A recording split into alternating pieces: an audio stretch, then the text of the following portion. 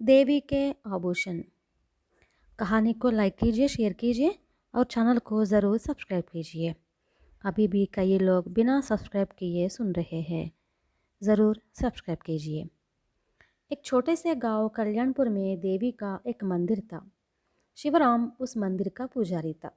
कल्याणपुर के पास ही केशवपुर नाम का एक और गांव था। उस गांव के ज़मींदार ने एक बार देवी के त्योहार में देवी के लिए नथ, माला, करधनी वगैरह सोने के आभूषण बनवाकर देवी को अलंकृत करवाया, जिससे देवी की प्रतिमा और भी खूबसूरत लगने लगी।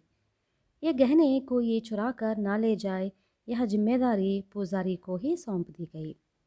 शिवराम की पत्नी बड़ी झगड़ालू थी।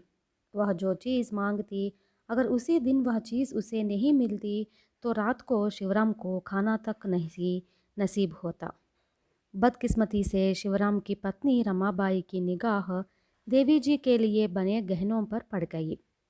अब तो दिन प्रतिदिन उसके मन में वह गहने पहनने की लालसा प्रबल होती गई। इस कारण वह हर समय सुबह शाम अपने पति को सताने लगी कि वह किसी तरह तंग आकर देवी जी के गहने लाकर उसे दे दे। अपनी पत्नी की इच्छा जानकर शिवराम क्रोध से कांप उठा और झिड़क कर बोला, अरे तू क्या पागल हो गई है? एक साधारण औरत को देवी जी के आभूषण पहनना यह महापाप है। अगर तुम ऐसे ही गहने पहनना चाहती हो तो थोड़े दिन सब्र कर लो। मैं अपनी कमाई से इसी तरह के गहने बनवा कर तुम्हें दे दूंगा। लेकिन रमाबाई इसके लिए नहीं मानी और उल्टे उसने अपने पति को चेतावनी दी, तुम अगर आज रात तक देवी के वे गहने मुझे नहीं लाकर दोगे तो कल सूर्योदय तक हमारे घर के पिछवाड़े नीम के पेड़ पर तुम्हें मेरी लाश लटकी मिलेगी। शिवराम यह सोचकर घबरा गया कि उसकी पत्नी जो कहेगी वह ज़रूर कर बैठेगी। उसी दिन रात को वह देवी जी के मंदिर में गया और उनकी प्रतिमा के सामने हाथ जोड़कर बोला, काली माई, तुम तो मेरी पत्नी के झगड़ालू और जिद्दी स्वभाव से परिचित हो। उसको समझाकर तुम्हारे ये गहने फिर से सौंप दूंगा। मैं अक्षम्य अपराध कर रहा हूँ। फिर भी माँ, तुमसे प्रार्थना है, मुझ पर दया करके मुझे क्षमा कर दो। यह कहकर उसने देवी जी की प्रतिमा पर अलंकृत सारे गहने उतारकर एक गठरी बांध ली। जिस समय शिवराम मंदिर से गहने लाकर बाहर आ रहा था, उसी समय काली माई का एक भक्त उनको देखने आया। उसने शिवराम को देवी जी के आभूषण लेते हुए देख लिया था। उसने काली माई से पूछा, यह दुष्ट तुम्हारे सारे गहने उतार कर ले जा रहा है, यह देखकर भी तुम चुप क्यों हो? बिना गहनों के तुम्हारी प्रतिमा की शोभा घट जाएगी।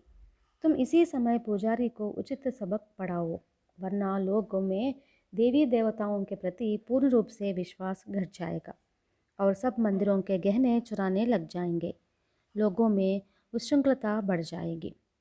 इस पर काली माई मंद मंद मुस्कुराई और बोली, यह शिवराम मेरा भक्त है। इसने मुझे वचन दिया है कि वह पुनः मेरे गहने ला देगा। मैं इसकी पत्नी को 4 दिन की अवधि देती हूँ। अगर वह इन 4 दिनों के अंदर ये गहने अपने पति को नहीं सौंप देती तो उसके सर पर चोट लगने के कारण वह मर जाएगी। मंदिर से बाहर जाते समय देवी जी की अंतिम बातें शिवराम के कानों में पड़ी। वह भय के भारे कांप उठा और देवी जी की प्रतिमा की ओर देखता हुआ खड़ा रह गया। लेकिन इसके बाद उसे कुछ नहीं सुनाई दिया। शिवराम ने बड़ी सावधानी से मंदिर के दरवाज़ों पर ताला लगाया और गहने लेकर घर आ गया। उसने सारे आभूषण अपनी पत्नी को दे दिए। गहने देखकर रमाबाई की खुशी का ठिकाना न रहा और उसी वक्त उसने काली माई के गहने पहन लिए। शिवराम ने अपनी पत्नी की ओर क्रोध भरी दृष्टि डाली और उसे देवी जी की बातें सुनाई। लेकिन रमाबाई के ऊपर इन बातों का कोई प्रभाव नहीं पड़ा, बल्कि अपने पति की ओर गुस्से से देखती हुई बोली, तुम तो कायर हो, इसीलिए तुम्हारे अंदर यह डर समा गया है कि तुम देवी के गहने ला रहे हो। मैं तो किसी हालत में ये आभूषण नहीं लौटाऊंगी।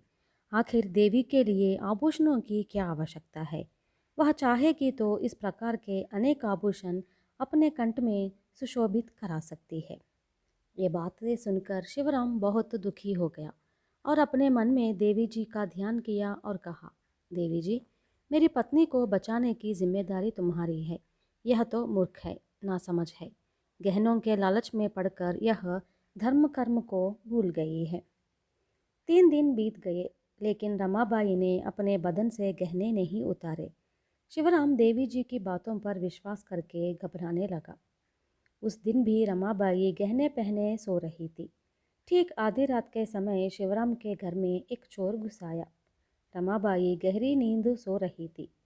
चोर ने बड़ी सावधानी पूर्वक रमाबाई के सारे गहने उतार डाले और उन गहनों की गटर बांधकर काली माई के मंदिर की ओर चल पड़ा।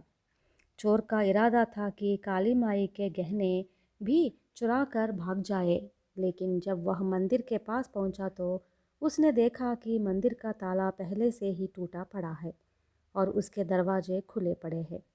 यह देखकर वह आश्चर्यचकित रह गया। वह समझ गया कि उसके पहुंचने के पहले ही कोई डाकू मंदिर में घुस गया है। तब उसने अपने हाथ की लाठी को कसकर पकड़कर मंदिर में प्रवेश किया, लेकिन इसके पहले ही जो डाकू मंदिर का ताला तोड़कर मंदिर में घुस गया था, वह मंदिर में गहने न देखकर चौंक पड़ा। उसके मन में विचार आया कि या तो उसके पहले ही कोई चोर आकर गहने चुरा ले गया है, या पुजारी ही उन गहनों को सुरक्षित रखने के लिए अपने घर ले गया है। वह निराश होकर वापस लौट रहा था कि उसी वक्त गहनों की गठरी के साथ मंदिर में घुस आने वाला चोर दिखाई दिया। वह क्रोध से भरकर बोला, अरे दुष्ट, तुम मुझसे पहले ही आकर देवी के गहने चुरा ले गए हो। इसकी सजा भोग लो। देवी ने दंड नहीं दिया तो मैं तुम्हें दंड देता हूँ। यह कहकर उसने चोर के सिर पर जोर से लाठी दे मारी। दूसरे चोर ने पहले ही यह भांप लिया था। उसी क्षण उसने मंदिर का ताला तोड़ने वाले चोर के सिर पर लाठी चलाई। परिणामतः दोनों चोर बेहोश होकर गिर पड़े। दूसरे दिन बहुत तड़के ही रमाबाई की आंख खुल गई। वह अपने बदन पर गहने न देखकर जोर से चिल्लाई और अपने पति को जगाया। शिवराम घबरा कर देवी के मंदिर की ओर दौड़ पड़ा। वहां पर गहनों की गठरी के साथ 2 चोरों को बेहोश पड़े देख उसने सारी बात भांप ली। शिवराम गठरी में से गहने निकालकर देवी को अलंकृत कर रहा था। उसी वक्त रमाबाई भी वहां आ गई। पत्नी को देखकर शिवराम ने कहा, अरे, तुम देख रही हो ना, देवी जी ने कहा था कि 4 दिन के अंदर अगर तुमने ये गहने नहीं लौटाए तो तुम सिर पर चोट से मर जाओगी। ये सब बातें मैंने अपने कानों से सुनी थी, लेकिन तुमने उन बातों को मेरा भ्रम बताया और मेरी बात की अवहेलन की। इस पर रमाबाई देवी जी की प्रतिमा के सामने साष्टांग दंडवत करके बोली, माई, मैं बहुत मूर्ख नारी हूँ, मुझे क्षमा कर दो। तुमने मेरे पति की प्रार्थना स्वीकार करके मेरे प्राण बचाए हैं। इसी क्षण से मैं भी तुम्हारी भक्त हूँ।